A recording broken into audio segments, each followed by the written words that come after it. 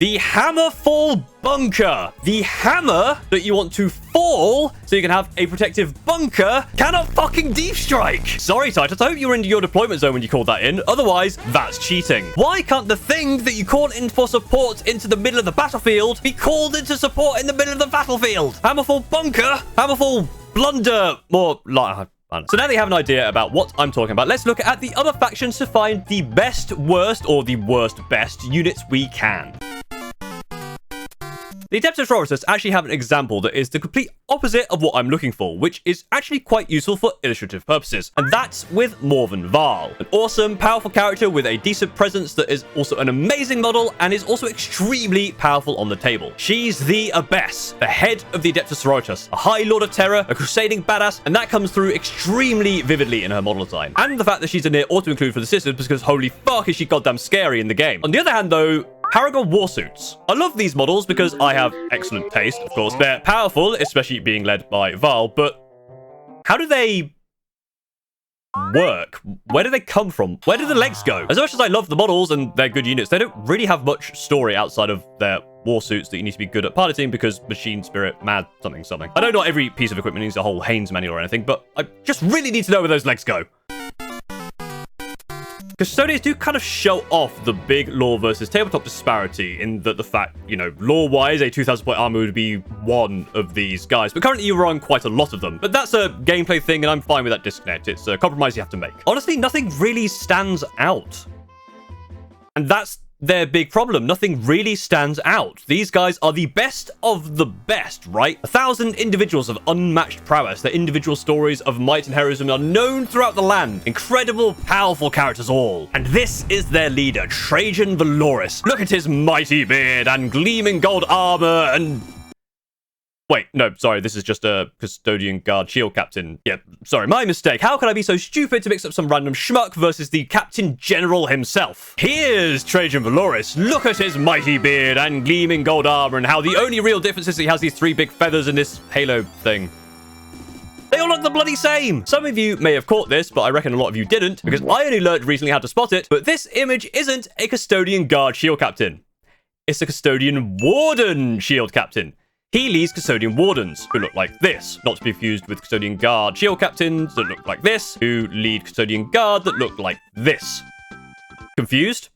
Yeah, same. Am I lying to you? Not this time, no. The difference is the cloak. The data sheets and loadouts can be very different, but if they have Guardian Spears, it's hard to actually tell the difference. And yes, I get that this is basically their uniform, right? So they're bound to look the same with a helmet on, but give me something that makes them more just 1,000 mass-produced gold-armored replicas of each other. Come on now. Castellan robots. They're just really awesome. They have really cool lore. They're these ancient robots that are the equivalent of that program exercise of making a jam sandwich but being as literal as possible. They're really fun and super strong in the Mechanicus game. Really cool to use. They look awesome. And I honestly would play an army of them. But they're kind of bad and are the jankiest bullshit in a codex full of janky bullshit. Which I guess is on brand for Mechanicus, but goddamn, what is this? They have a keyword that only them and their handlers get. I mean, it fits into their lore, but the disconnect between how awesome they are and how lackluster they actually play is kind of disappointing. I wish they should just be better. Just make them better. The Phoenix Lords are all masters of their chosen discipline and wreak havoc alongside their chosen aspect warriors. The Aeldari range is full of amazing minis representing cool characters, and even with some of the models being quite old, a lot of them still hold up. The Wave Serpent is over 20 years old now, but it's still one of the coolest vehicles in the game. 2025 was a great year for Aeldari minis. Baharoth, Fugan, Lycus, and Azuman were all remastered with a fantastic model alongside their swooping hawks, fire dragons, warp spiders, and... Okay, well, 3 out of 4 ain't bad. In 2024, the Striking Scorpions got their update as well as part of a Kill Team box. These fast, shadowy strikers follow the teachings of their leader, the most mysterious of all the Phoenix Lords. A being so stealthy, he can warp the shadows around him. He's so mysterious and so sneaky that he can't even be found in the Codex. He's gone. He's just not there. I mean, I guess that's lore accurate, and to be fair to him, I don't think he wants to be seen with his more aesthetically pleasing fellow lords, because as cool as he sounds, on the tabletop he looks like this. Statistically, this model is older than most of you watching. Dear God, help me. Lord Marshal Dreyer. Who? Exactly. Accrington Stanley. Who are they? Exactly. This is an epic hero who isn't really that epic. He's a new character, which means he doesn't have much lore, which makes him kind of boring and not really that exciting. And he's also just really bad on the tabletop. He doesn't really do much for his points and can only lead one unit, and that unit doesn't really need to be led. However, this model, even as a certified guard hater, is fucking incredible. It's such a shame that they wasted this kind of model on this guy whose name I can't even remember and probably pronounced wrong anyway. But hey, at least it's not a rogue or dog. Okay, I gotta know, how does the Infernal Enrapturus function? Okay, yes, I understand that the harp is a magic chaos warp nonsense bullshit demon thing, which is why you can play a note on this harmed harp of harming and have it hit you with the force of a las cannon, but it moves 9 inches, which translates from table to, I guess, the fiction as pretty fast. Demonettes move the same speed, so it makes sense that a thing that can lead the Demonettes moves at the same speed, but for context, this is about halfway between a super soldier on foot and a super soldier with a jetpack. And yes, you're probably saying, well, don't be daft, Paul, it's all Slaanesh demons, whatever, and they're super speedy in fighting. Again, yeah, I get that, that's fine, but is this guy that fast? This is one of my favorite models ever. It's so exquisitely grimdark. Excellent body horror, it's awesome. But the more I look at it, the more I just imagine this poor person having to sprint to keep up with the rest of the demons just to have to kneel down to be played. Maybe there's an argument to be made that the speed isn't just running, it's more teleport and warp based, but I'm sorry, I just can't get the image out of my head of a man in just a loincloth, arms in a permanent Naruto run, sprinting around with a demonic musician to cast harp cannon on people. This is the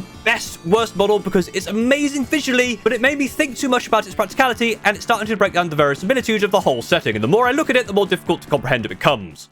Do you have to tune it? Like, obviously he can't move in or out because of this part, but it could twist, right? So how is the demon keeping it upright to play? Anyway, sorry, let's move on. What happens if a string snaps? I know, magic, it's a demon flesh monstrosity, probably can't snap, but what if it can, and what happens if it does? Like, if this string snaps, does she just pull off more flesh to replace it? Because that'll run out at some point, right? And, okay, sorry, again, thinking too much about it, let's move on. What do you think it sounds like? They're pretty thick strings. I've been playing ethereal, creepy harp music this whole time, but it'd probably sound more like a double bass. And that doesn't lend itself to the kind of eerie, beckoning music you'd expect, right? Yeah, okay, I know. Paul, shut up for the love of God. It's magic, it can sound however it wants. Yes, I get that, but I can't help myself when I look at this. It's infuriating me, and I've just realized it's only got 9 strings, so it can't possibly sound like a harp. Oh my god, imagine that for a second, right? You're just some commoner on a random planet and you see a tide of demons coming at you, and suddenly you see off in the distance a single demon sitting on a rock. Naked dude. Naruto runs up behind them as fast as they can, kneels down panting, lifting up his arm to reveal a horror of his flayed body, and then starts playing the bass line to Seven Nation Army. This game's weird, man. I don't know why I still include knights in these videos. They're all the same, basically. They have just different weapons. They're all just big robots. And that's cool, but nothing really distinct. And none of them are as good as a lancer, except maybe the Ruminator, because you know me, I love me a... I don't care. Let's move on. Cry all you want. This is a flimsy justification for a video anyway. If you wanted me to take you seriously, you wouldn't have played knights. And speaking of not taking people's army choice seriously, the fact that there are these models for an army that isn't real makes them all the best worst models. Fight me.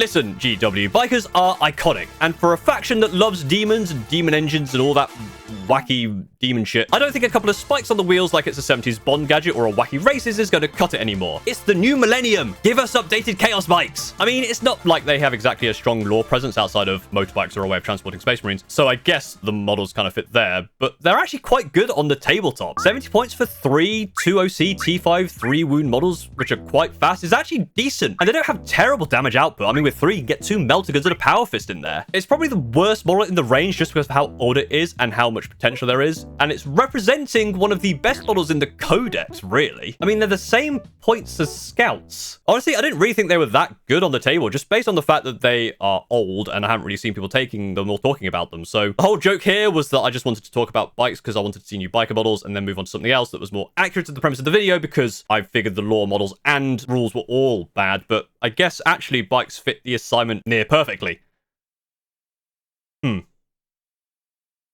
Well, I'm not going to stop that from letting me talk about Helldrakes. God, Helldrakes are shit. They're a flyer in 10th edition that isn't a Stormraven. They don't do much damage, they can't do actions, they aren't very tough, so they die easily. What they are is an anti-flyer tech piece in a game that doesn't use flyers that often, so for 205 points, they're awful. They're also famously an absolute nightmare to build and paint. Chaos Trim is a common joke amongst the community for being so goddamn annoying to have to deal with because of all the spiky protrusions. And as a Thousand Sons player and very occasional Thousand Sons painter, there's a reason I haven't played my Thousand Sons yet, because they're an absolute pain in the ass. Just look at the Helldrake. Look at all that goddamn trim and then those flat panels between them. God, that looks like an absolute chore to deal with, especially where the wings all overlap, so you'd have to do it in sub-assemblies anyway. God, it's just a nightmare. Crap to build, crap to paint, and then once you get through that, you put it on the table and it does nothing for over 10% of your army's budget.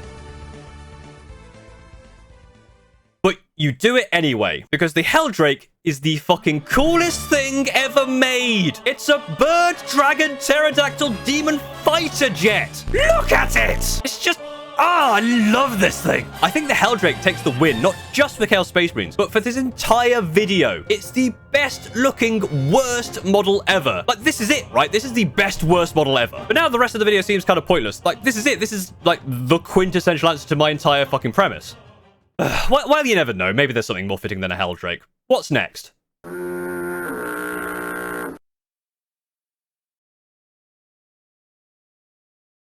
Death Guard are literally the antithesis of the Helldrake. They all look cool, they all play decently, they all match the aesthetic and the vibe of Death Guard. Death Guard basically tick all the right boxes. Look at any Death Guard model and you go, yeah, that's what I think about when I think about the inexorable wall of stench that slowly marches across the battlefield, leaving plague in its wake. I guess there's one thing that doesn't quite match up, and it's this guy.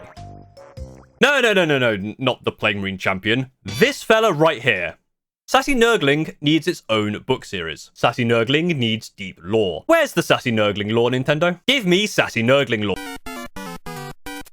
Archons. They're these scheming leaders of Comorragh. Powerful lords, captains of the raids on real space. They're evil, sadistic, backstabbing, ruthless, fucked up bastards. Archons appear all over the lore, of course, and their rules are always excellent. If this video was made a few months ago, this would be where I'd then say that they're the best character with one of the worst models, because the old Archon model was bad. However, there is a new one, which is awesome. However, I do still think that this is the best character with the worst model. Why? Because it's a model that doesn't need to exist. Do you know what a Drukhari Archon model should be? It should just be an assembly instruction manual that says, Step 1, grab a spare Drukhari head of your choice. Step 2, grab any other infantry model from basically any game system ever made. Step 3, add Drukhari head to chosen model. You have now created your Drukhari Archon. I mean this unironically, any infantry model that has the same rough base size can be an Archon. Here, I'll prove it. Here's one of my Archons. It's a Sister of Silence with a Scourge helmet. Go to the Warhammer website right now and pick literally any range and you will find an Archon. Any range that has infantry-sized models, you pedantic bastard. You think you're so bloody clever, don't you? I can almost see your smug face as you type, I went to Sons of Bahamut, I couldn't make an Archon. Fuck you. You know, for how goddamn cool Fulgrim is, he is just a bit... meh. Like, this is a Demon Primarch, one of the biggest names in the business, with a fantastic serpentine look, and that smile. That damned smile. He has seen some success on the tabletop, but it's not that much. Still, his coolest factor more than makes up for his mediocre profile, and honestly, you should just play him regardless, because he looks fantastic. But he's the most intimidating, amazing-looking snake man that dominates the battlefield that just ends up aura farm maxing instead of doing anything actually useful, because he's too goddamn big and selfish. Which is appropriate, I suppose. Wait, did I really say aura farm maxing? Ugh. How do you do, fellow kids? What?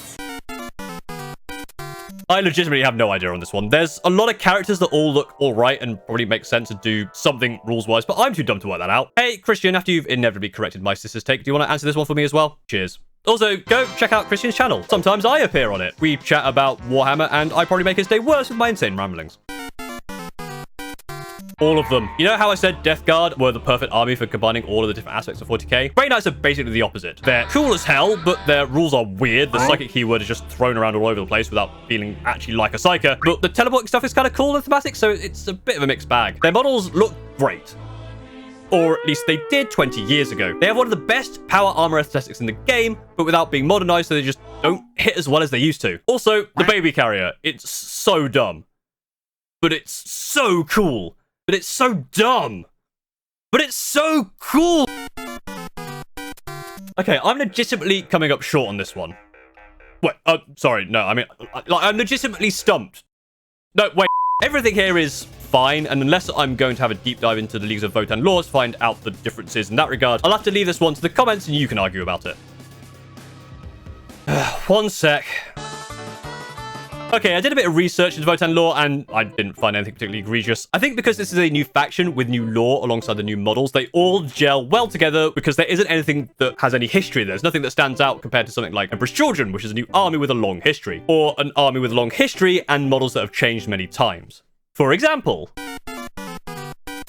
the Locust Lord is extremely useful as a character, but he's so old that the model doesn't exist anymore, so you have to make your own, which isn't that hard, but it's a pretty bad model if it's not even a thing that you can buy. I remember as a kid, the Locust Lord was always shown in red. At least I think I remember that. Anyone else remember that image? I'll see if I can find it. Locust Destroyers themselves are the same as the Lord, but at least they're somewhat available. Very old models, especially compared with the Locust Heavy Destroyers. Then there's Wardorf and Statler that have at least had one update, but we're still waiting on a new Trazen model that really captures his smug demeanor. Now that the Nightbringer has been given a massive glow up, the Deceiver is looking extremely dated. Good lord, look at this. The Deceiver is such a huge part of the history of the Necron tier and that whole kerfuffle they dealt with. And he's extremely good rules-wise, especially in the new Pantheon of Woe. The Redeploy and Vectora are both insanely useful abilities to have on an extremely difficult to shift body.